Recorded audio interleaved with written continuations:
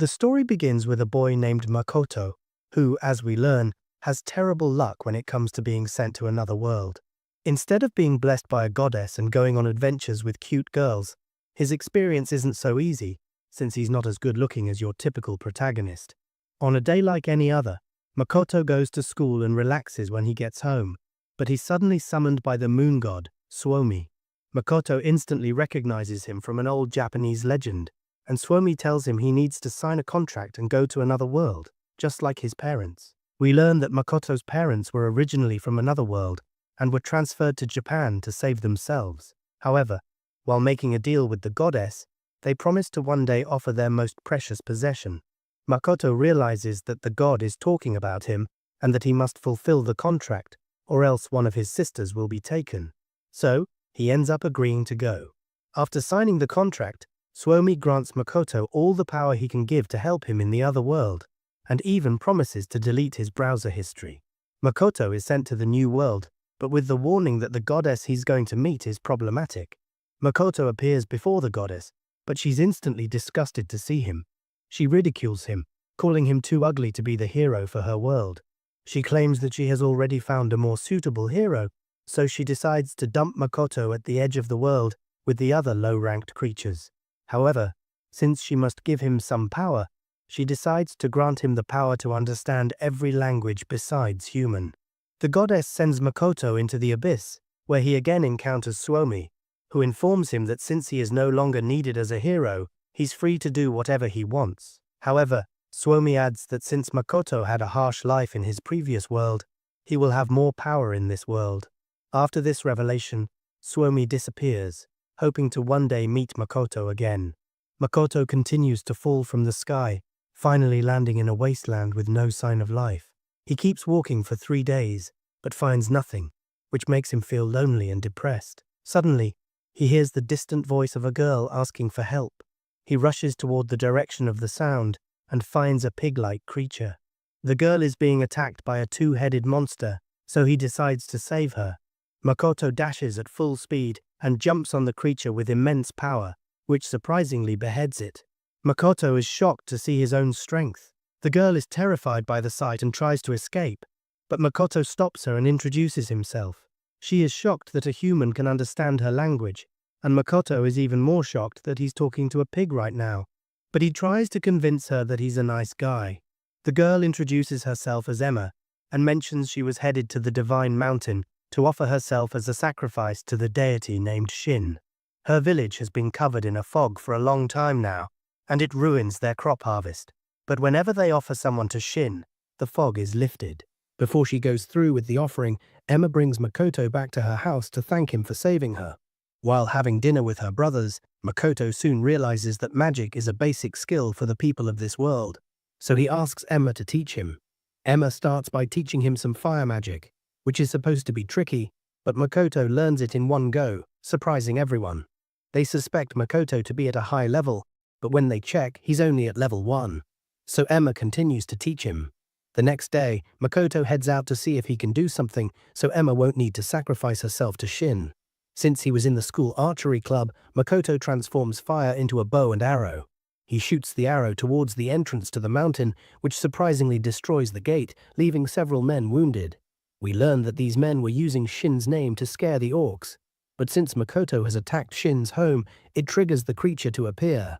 A red fog covers everything, and a huge dragon emerges, attacking Makoto, but he dodges all the dragon's attacks, even though the mist is blocking his vision. Makoto uses a new skill that lets him sense the dragon, so he dodges everything before launching his counterattack. He surrounds the dragon with fireballs and blasts her repeatedly, which shocks the creature, wondering how he has so much power. Makoto punches the dragon, knocking it down. But when Makoto lowers his guard, the dragon attacks using its magical eyes to trap him in an illusion. We see Makoto at the archery club talking to his junior, Nikumi, who he has a crush on. She confesses her love to him and asks him for a date, but Makoto doesn't believe it since he isn't good looking. He realizes it's just an illusion and uses his power to dispel it. He understands the power Suomi gave him, and it allows him to manipulate his surroundings at will. He used it earlier to sense Shin through the fog and now strengthens his fists with it to break through the illusion. He prepares to confront the dragon, but she no longer sees him as an enemy. She's impressed by his immense powers and his memories from the other world. She tells him she's seen his memories and wants to learn more about his world, so she offers him a contract to become his companion, which would benefit them both. Makoto is hesitant at first, but ends up agreeing. The dragon begins the ritual. Strange magic surrounds them, and the dragon tries to form a balanced contract, but Makoto's power overwhelms her, so he ends up becoming her master. She's transformed into a human after the contract is formed. The weaker being takes the form of the stronger one, which is why she became a human. But her appearance isn't the only thing that changed, as she shows Makoto the demi-plane she has control over. It can be accessed through mist gates that she can open. As they enter the plane, they find a lush and fertile field, which Shin is shocked to see. The plane used to just be a dark and empty abyss, but Makoto's influence must have changed it, even having fruits that he recognizes from Earth. To be sure of the scale of this place, Makoto uses his new Kai ability to scan the demi-plane, realizing that the place is absolutely huge, but gets cut off at the end of the M-wall. If the demi-plane is a place where Shin has complete control, Makoto thinks that it probably means the goddess can't interfere with his life there, so he considers building his city inside. As he thinks about settlements, Makoto remembers that the reason he came to the mountain in the first place was to deal with Shin taking orcs as sacrifices, but in reality, she had nothing to do with that, as it was all just a misunderstanding. Makoto wants to head back to explain things, so as they exit, they run into Emma, who came to convince him not to fight Shin. But she's shocked when she learns that the girl standing behind him is the Great Dragon. A party is held in celebration of Makoto's victory, which revealed the truth behind the sacrifices, and Emma thanks him from the bottom of her heart for saving their village. The village elder wants to repay him in some way, so Shin makes a suggestion that the orcs move into her demi-plane. By the next day, all the orcs have packed up their stuff, ready to move. Makoto is hesitant to just have them change their residence overnight, but the orcs are determined to repay him for the kindness he has shown them by swearing their undying loyalty to him. Shin has already made sure the plane is completely safe to live in.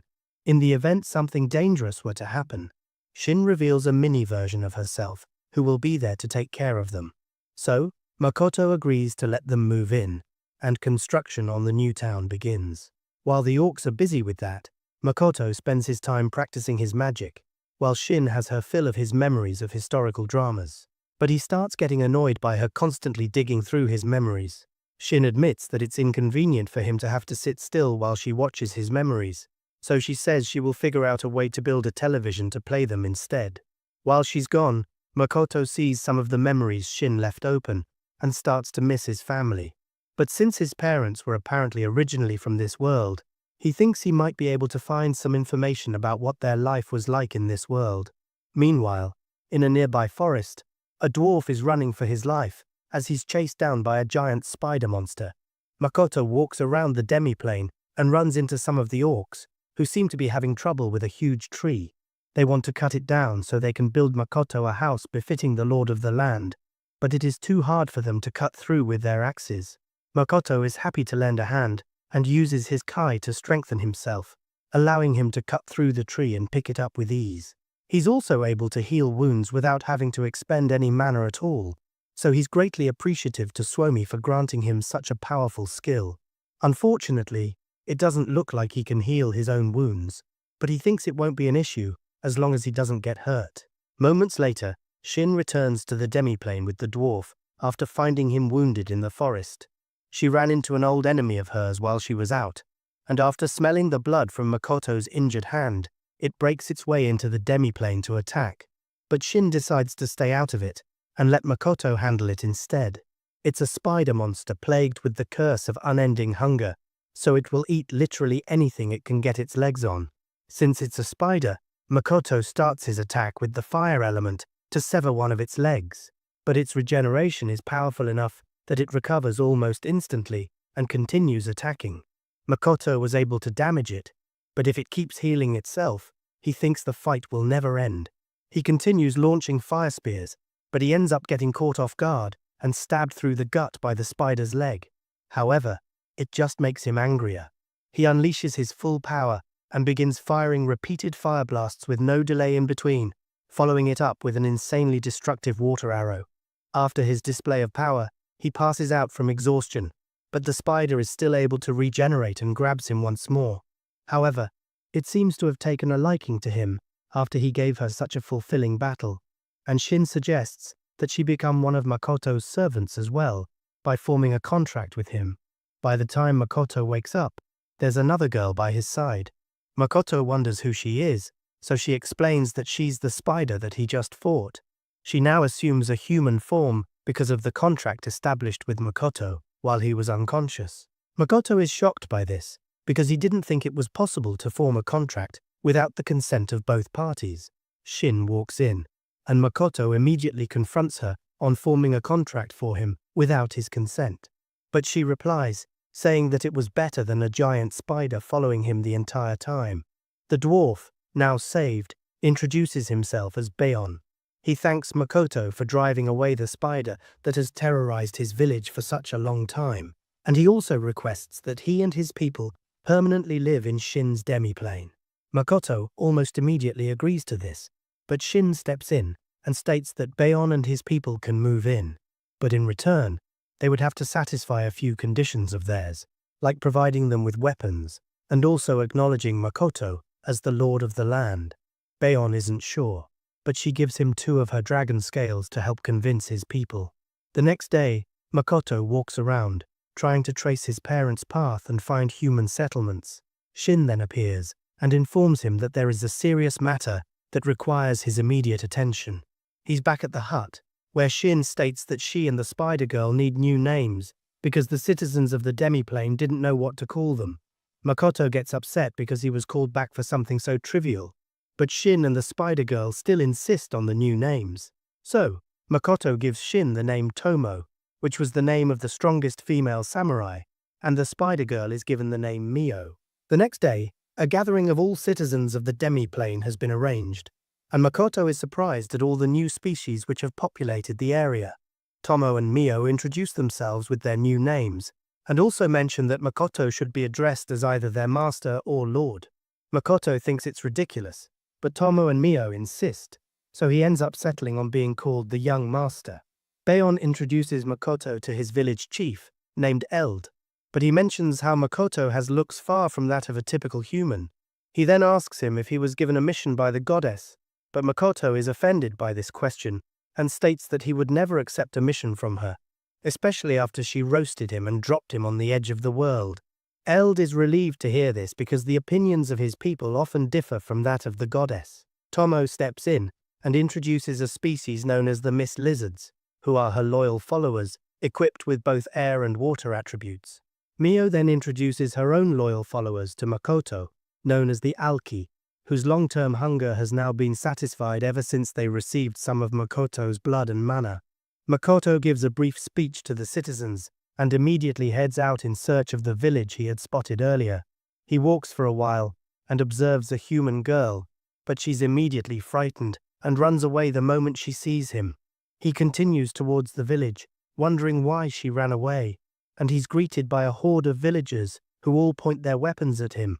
The people of the village speak in a language which Makoto doesn't understand, and they start to attack him, so he gets driven away. He then realizes that he couldn't understand the language because the goddess gave him the ability to speak every language besides human. Makoto goes back to the hut, upset that he couldn't understand the other humans. He reasons that people wouldn't just go around attacking others just because they can't communicate, so he assumes that he was attacked because he's ugly. But Tomo tells him it's actually because of the large amount of mana he exudes, mentioning that they would have seen him as several demon kings. Emma mentions that an easy fix for this is for Makoto to suppress his mana by imagining a lid on it. So he tries doing this, but there is only a slight decrease in mana. Makoto refuses to give up, so he vows to learn the common speech and also figure out how to suppress his mana. A magic expert named Rugu brings him a ring that can suppress his mana, but when he puts it on, it's immediately overloaded and destroyed. Makoto practices his common speech with Mio, but doesn't seem to be getting the hang of it. However, he realizes that he can use his magic to write out a translation of whatever he thinks into common speech. Rugu arrives with a new magic ring, and it successfully absorbs Makoto's mana this time. But Rugu warns him that the ring changes colors from white to red when it reaches its capacity. Makoto returns to the village in a carriage, while also dressed in a cloak and mask, with the alias of being a wealthy merchant's son, and he's able to get through. He notices that everyone in the village is good-looking, which makes him upset, since he's the only ugly person. They arrive at the Adventurers Guild, where they are greeted by the receptionist, but she finds Makoto's appearance suspicious. So, Mio and Tomo state that he's being forced to wear that mask, and also can't speak because of a curse. The receptionist explains that each adventurer starts at rank E and can rank up by completing quests. Mio and Tomo are given measuring scrolls to determine their level, and everyone is shocked to see that Tomo is level 1320, while Mio is level 1500. But Tomo is upset that Mio is a higher level than her, and she demands that they are re-evaluated. Meanwhile, Makoto's level is evaluated, and he's embarrassed to see that he's still at level 1. They ask for a room for the night, so the innkeeper tells them it will cost 6 gold coins. They find the price absurd, so after a little intimidation from Tomo, the receptionist agrees to only charge them 2 gold. Later that night, Makoto and Mio take a walk through the village when they suddenly bump into a girl who appears to be in distress. Makoto thinks it's suspicious that she's alone at such a late hour, so he tells Mio to handle it, but Mio suddenly scolds her, telling her to get out of their way. Makoto smacks her and reprimands her for being so harsh, and he asks the girl what she's doing all alone. The girl bursts into tears and embraces Makoto while mentioning that she needs help. So, Makoto decides to take her back to the inn, but we see a man watching them. The girl introduces herself as Ren and mentions how her sister Toa has been missing for over a month. Meanwhile, Tomo encounters some men who are about to raid their carriage, so she starts fighting them. She finds their attacks slow and blows one away, even though she's trying to hold back. She attacks with her sword, but it's way too sharp, and she accidentally cuts both of them in half. The remaining man tries to run, but Tomo dashes in front of him and knocks him out. She brings him back to the inn, and Makoto gets angry at her for slaughtering the men. He removes the bandit's chest piece and finds that it's actually a woman, yelling at Tomo for not checking. Ren walks in on their conversation and sees Makoto speaking, but it just sounds like gibberish to her, and Makoto is shocked to learn this. He tells Ren to get some food and head to bed, and she thanks him for all his kindness, even calling him her brother. She shows them a sketch of her sister Toa, but the picture seems to surprise Makoto. Ren wishes him good night, but we see her feeling conflicted outside.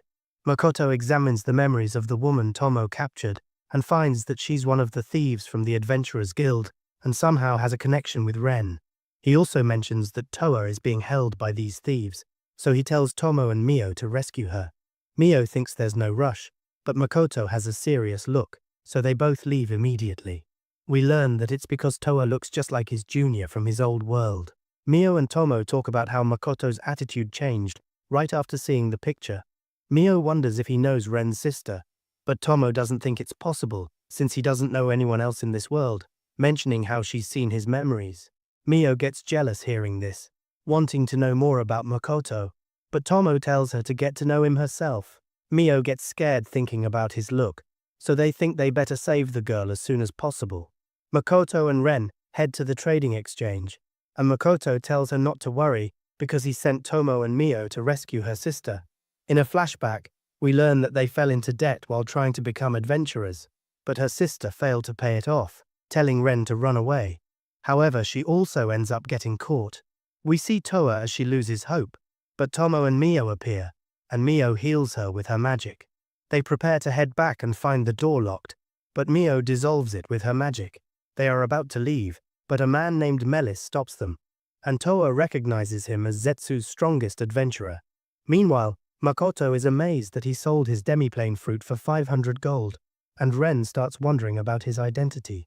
They return to the inn, but Ren notices a man and runs off. Makoto uses his investigative kai and sees her meeting with the adventurers.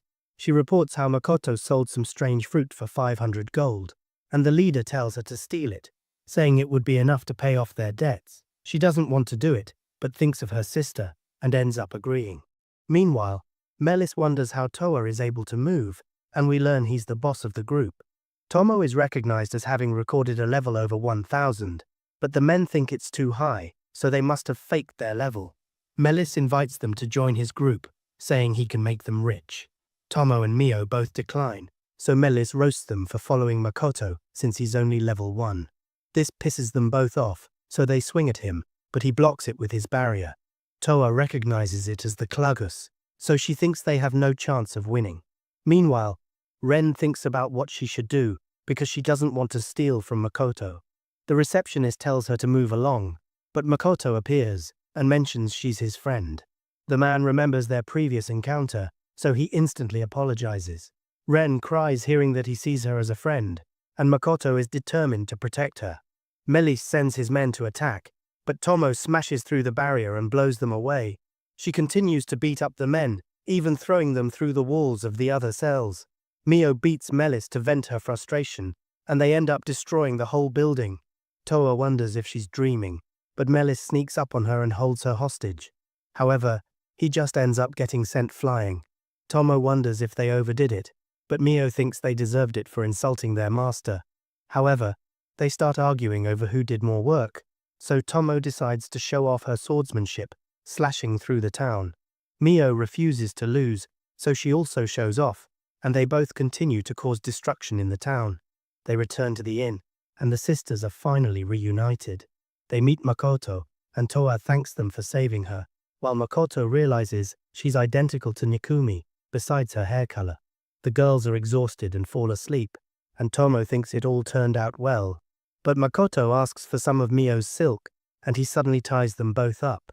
He thanks them for saving Toa, but points out all the damage they caused, so he launches them away to let them reflect on their actions. After the chaos of destroying the village, the group flees toward the nearby town of Sa, joined by the other adventurers who were also captured by Melis. While traveling, they stop at a guild, informing the receptionist that Zetsu was destroyed by monsters, but luckily, all the residents escaped. We learn that Tomo used her abilities to erase everyone's memories, except for Toa and Ren. The receptionist asks them if the monsters are still there, but they mention that Mio and Tomo took care of it since their level is over 1,000. However, she doesn't believe them because no one has such a high level. We also learn that since Zetsu was destroyed before news of their registration could spread, they need to register again. Makoto thinks that the jealousy between Tomo and Mio might cause further trouble and lead to destruction in Sa. So he shares the story of a samurai who went on a journey to gain strength. This story convinces Tomo that she must also do the same to improve her level, so she asks for his permission to go train in the wilderness. After Tomo leaves, Mio hopes to have all of her master's attention, but Toa's presence poses a threat. As the group continues its journey to Sa, Makoto senses the presence of killer bees using his kai. He tells Mio to handle it, so she uses her wind blade to slice them up, which impresses everyone.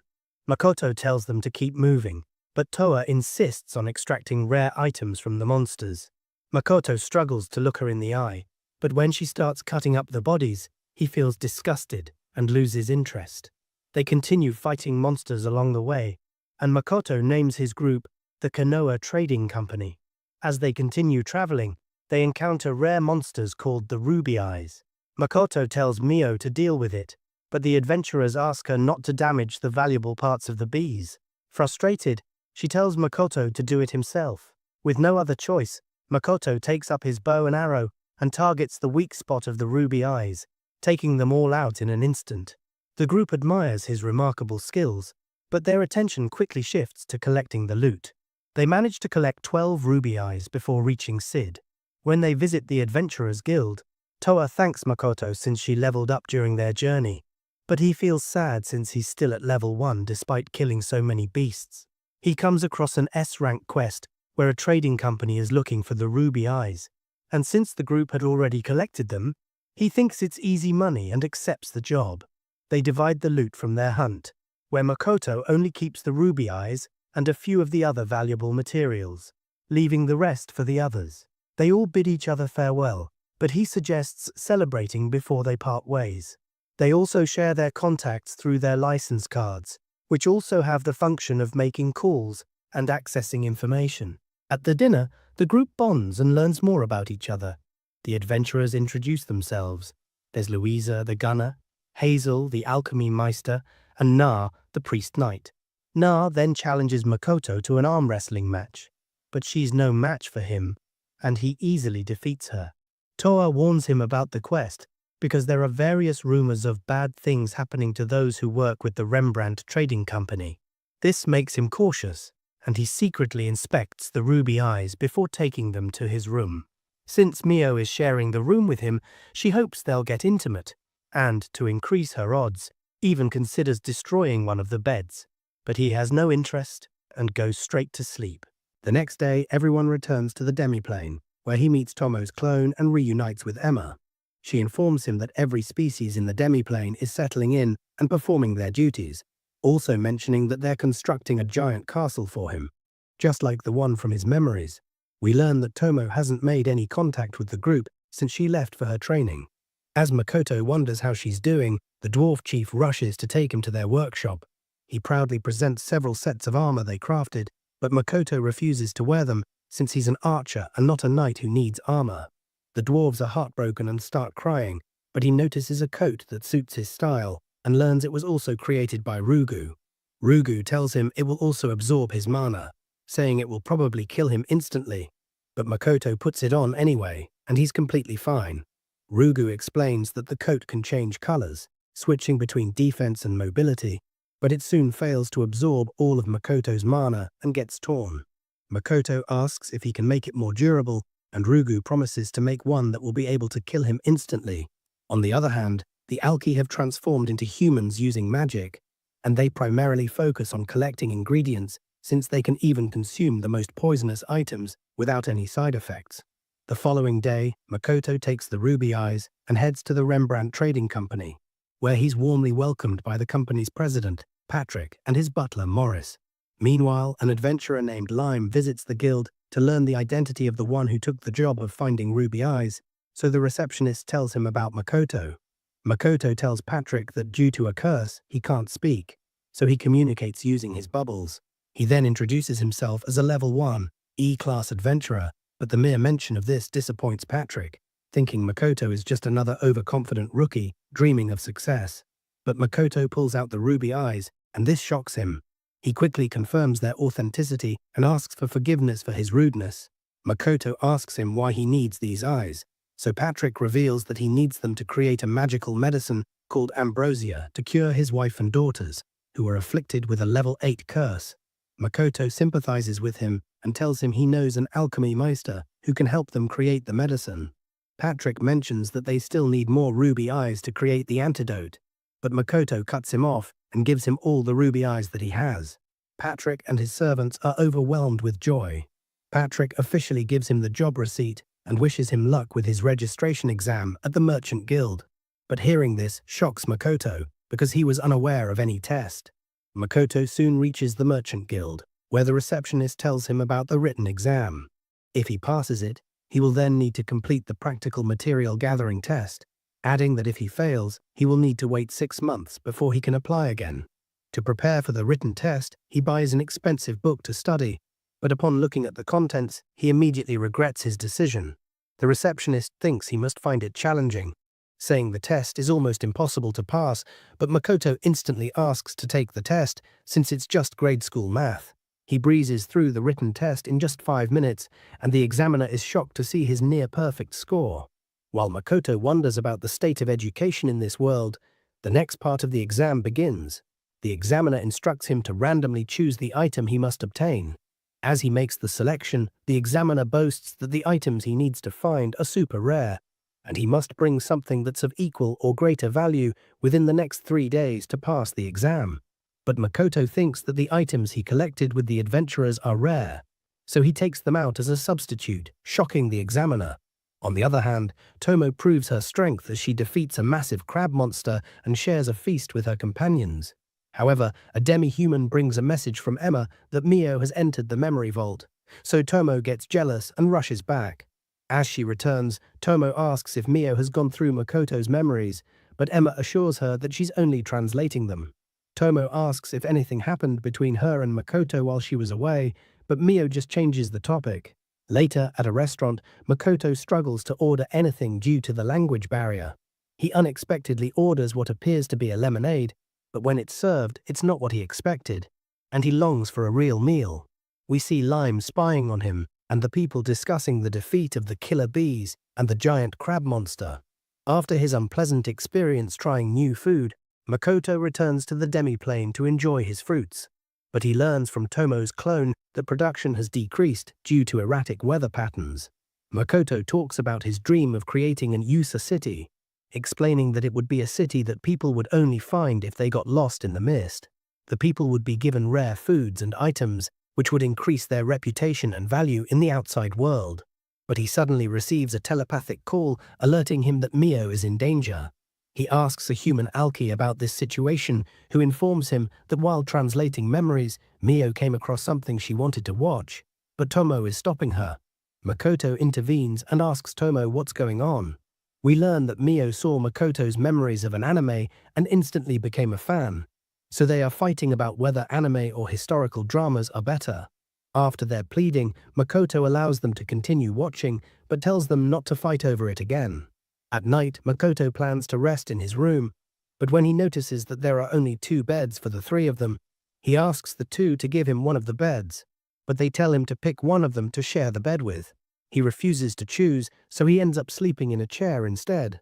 This was the end of part 1. Subscribe to not miss the next part.